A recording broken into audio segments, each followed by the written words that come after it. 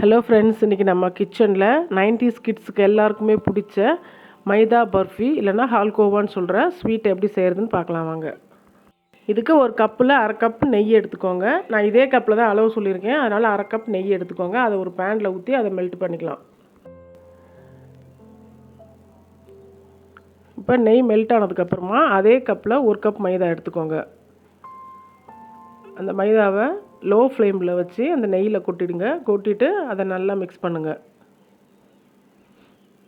இது வந்து லம்ஸ் இல்லாமல் நல்லா மிக்ஸ் பண்ணணும். இந்த நல்ல மாவு வந்து சாஃப்ட் ஆகிற அளவுக்கு அதை நல்லா மிக்ஸ் பண்ணணும். இது வரைக்கும் நம்ம சேனலை சப்ஸ்கிரைப் பண்ணாதவங்க சப்ஸ்கிரைப் பண்ணிவிடுங்க. அப்படியே பக்கத்தில் இருக்க பெல் பட்டனையும் ப்ரெஸ் பண்ணிவிடுங்க. இப்போ அந்த மாவுலேருந்து நெய் நல்லா பிரிஞ்சு வந்திருக்கு பாருங்கள். இந்த ஸ்டேஜில் கேஸ் ஆஃப் பண்ணிவிடுங்க.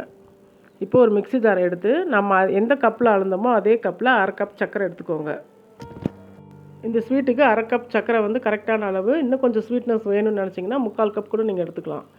இது கூட 2 ஏலக்காய் சேர்த்து அதை மிக்சியில் அரைச்சி பவுடராக எடுத்துக்கோங்க. இந்த மாவு 5 நிமிஷம் ஆறுனதுக்கப்புறமா பவுட்ரு பண்ணி வச்சுக்க சர்க்கரையை அதில் சேர்த்துருங்க. இந்த பவுட்ரு மிக்ஸ் பண்ணும்போது கண்டிப்பாக நம்ம அடுப்புலேருந்து இறக்கி வச்சுட்டு தான் அதை நம்ம செய்யணும். இப்போ இந்த மாவும் சர்க்கரையும் நல்லா ஒன்று சேர்ந்து வர அளவுக்கு நல்லா மிக்ஸ் பண்ணிவிடுங்க.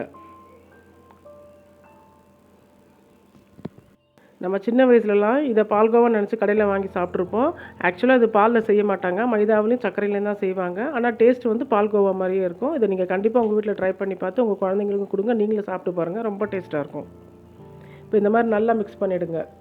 இதை இந்த மாதிரி நல்லா சாஃப்டாக மிக்ஸ் பண்ணிக்கோங்க. இப்போ ஒரு பிளேட்டில் கொஞ்சம் நெய்யை க்ரீஸ் பண்ணிக்கலாம். இந்த ஸ்வீட் வந்து நம்ம சர்க்கரை நெய்யெல்லாம் போட்டுக்கிறதுனால நல்லா இலக்கமாக இருக்கும். அதனால் நீங்கள் இந்த தட்டில் இந்த மாதிரி ஸ்ப்ரெட் பண்ணிவிட்டு அதை நீங்கள் நல்லா தட்டி விட்டிங்கன்னா அது நம்ம எடுக்கிற ஷேப்புக்கு அது வரும். பாருங்கள், இந்த ஸ்வீட் எவ்வளோ சாஃப்டாக இருக்குன்னு பாருங்கள். இதை நல்லா தட்டில் ஸ்ப்ரெட் பண்ணதுக்கப்புறமா இதை நீங்கள் ஃப்ரிட்ஜில் 1 மணி நேரம் வச்சு எடுத்துருங்க. ஃப்ரீசரில் வைக்க வேண்டாம், ஃப்ரிட்ஜில் நார்மலாகவே வச்சு எடுத்துருங்க. அப்புறம் இந்த ஸ்வீட் வந்து நல்லா டைட்டாகிடும். இப்போ உங்களுக்கு தேவைப்படுற ஷேப்பில் நீங்கள் அழகாக கட் பண்ணி எடுத்துக்கலாம். இந்த ஸ்வீட் பண்ணுறது ரொம்ப ஈஸி. இதை நீங்கள் வந்து கட் பண்ணிவிட்டு இதை வந்து ஏர்டைட் பாக்ஸில் நீங்கள் 1 மாதம் வரைக்கும் இதை நீங்கள் ஸ்டோர் பண்ணி வச்சு சாப்பிடலாம். இது ரொம்ப ஈஸியான ஸ்வீட்டுங்கிறதுனால நீங்கள் ஃபெஸ்டிவல் ஸ்வீட்டாக கூட இதை நீங்கள் செய்ய ஆரம்பிக்கலாம்.